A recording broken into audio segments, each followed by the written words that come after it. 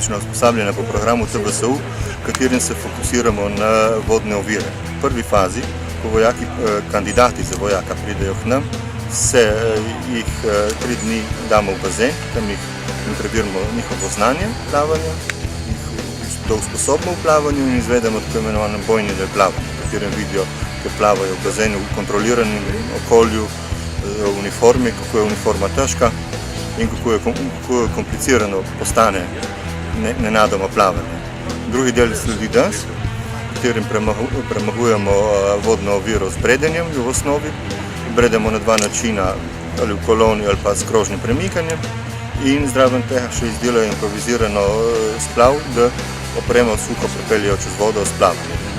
Tu je danes tle in na koncu v Vipavi izvajamo še po programu OVSU eno aktivnost, ki je tudi vezana na vodo in tu je pa premagovanje vodnih ovir klasično, v katerem se pa že vojaki kot skupina organizirajo, izdelajo improvizirana sredstva in premagujejo vodno oviro. Tako da mi lahko rečemo, da z Vipave ven, kar se vode tiče, gre vojak usposobljen. Stavljanje se je bilo naporno, zanimivo.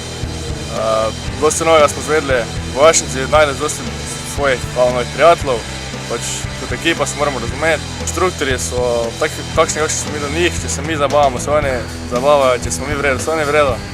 Čez 4 tedne bomo zaključili TBSU in postali bomo slovenski vojaki. Sedaj smo med usposabljanjem dali skozi prvi 2 fazi. V prvi fazi smo v bistvu se učili vojaškega življenja. Naučili smo se, kako se pravilno posilja postelja, kako se zlaga omarice, postrojitvena pravila, ceremonije in protokoli ob dvigu in spustu zastave. Imeli smo zelo veliko fizičnih priprav.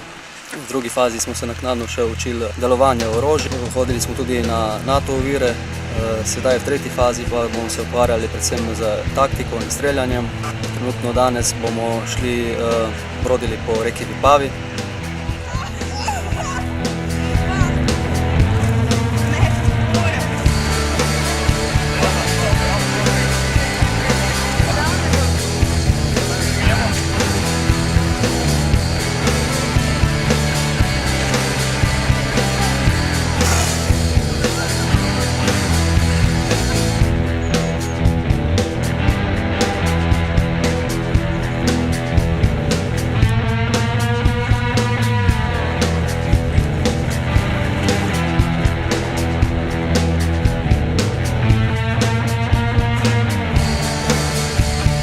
Super je bilo, ful je bilo zabavno, sploh me nič ne zebe, šla bi še enkrat, samo ne.